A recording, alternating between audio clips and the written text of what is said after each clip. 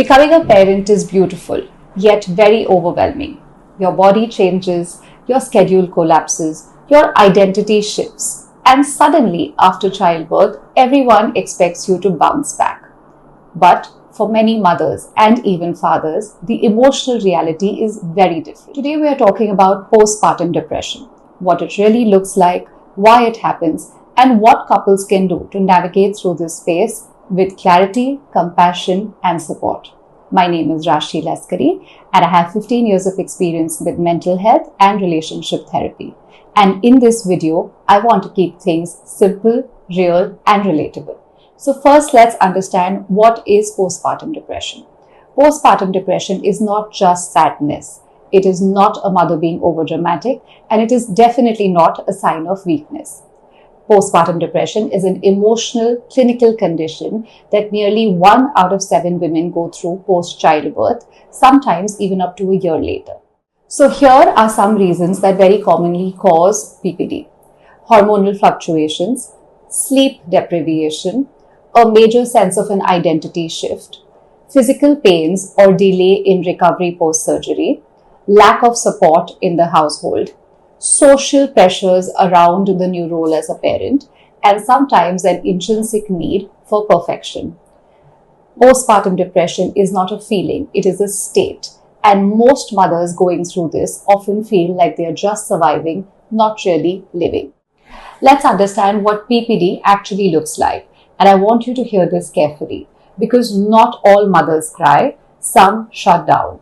Not all mothers will withdraw. Some tend to overdo or overfunction. So let's see what are the subtle signs that we need to be looking out for. Emotional numbness, irritability or snapping easily, feeling disconnected with the baby, a sense of guilt for not feeling motherly enough, lack of an appetite or sometimes emotionally overeating, having constant disturbed sleep even when the baby is sleeping, anxiety or overthinking spirals, particularly at night, and a constant state of self-doubt. These are some of the common symptoms that one can observe or subtle signs that one can see in a new mother who may be going through PPD. A very common way in which most mothers going through PPD express themselves is that I have everything that I ever wished for in the form of my baby, but I still can't seem to find my happiness. That is postpartum depression. Now, this is where people complicate things. Let me explain it to you how I explain it to my clients. Postpartum depression happens at the intersection of 4 forces. Let's understand them. First, biological. Hormones drop drastically, sleep is disrupted, the brain's emotional center gets overloaded. Second, psychological. The fear of not being a good mother, the pressure to do everything right, and for a lot of people, old insecurities getting triggered at this sensitive time. The third is social factors. Lack of help, unsolicited advice, comparison to other mothers, and a lot of times a cultural pressure to be selfless in this new role. And last is a relational aspect.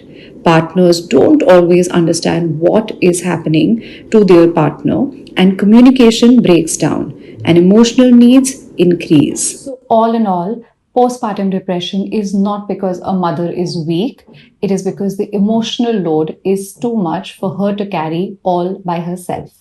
This part is especially important, and I want all the partners watching this video to pay attention here. When a woman is going through PPD, she is not moody, she is overwhelmed. She is not ungrateful, but she is actually exhausted. She is not pushing you away, but she is in fact drowning internally. And here is what you can do as a partner practically. Don't problem solve and be present with your partner in the moment. Saying things like, I am here, you are doing your best, and we are in this together will always help. Next, share the load and do it genuinely. Whether it is the night feeds, diaper duty, household tasks, or managing the relatives who are visiting your partner and the baby. Share the load so it helps your partner feel seen. Next, observe her emotional state. If she withdraws, cries, snaps, or seems absent, don't judge her.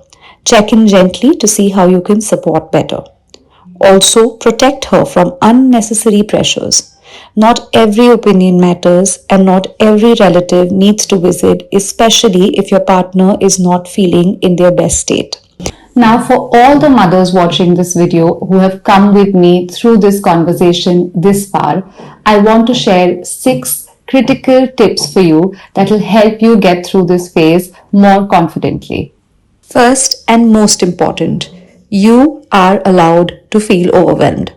Motherhood does not erase your humanity, and what you are going through right now is completely normal.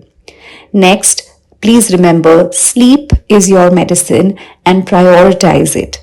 Take turns with your partner. Even 90 minutes of deep sleep can change your emotional capacity to a significant extent.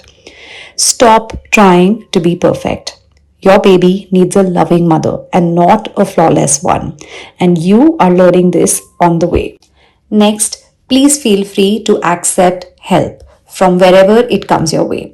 Support is strength and it's not a sign of your weakness. Always remember to speak up, even if politely, kindly, softly. Tell your partner what you need. Say things like, I feel scared, disconnected, or I need you to stay close. It will only help them help you better. And yes, seek therapy if any of your symptoms last beyond 2 weeks. Not because you're failing, but because early emotional support always prevents long term struggles. As a therapist, here are a few red flags that I want you to take seriously if observed for more than 2 weeks. Number 1, persistent sadness. Second, feeling a sense of hopelessness, inability to be able to provide for or take care of the baby. If you're finding yourself difficult to get through your day-to-day functioning with a balanced emotional state, severe anxiety or panic attacks, or thoughts like I would do better without the baby or the baby would do better without me. If you or your partner have been noticing any of these patterns, please reach out to a therapist or a psychiatrist at the earliest. Correct support, correct guidance, medication if required, counseling and therapy can do wonders to helping you get out of this phase in a more constructive and supportive way. If you found this video helpful, don't forget to share it with someone who would benefit from it. For more such videos on mental health, women's psychology, relationships, and parenting, follow us, subscribe to our channel, and stay tuned for more. I am Rashi Laskari. See you in the next video.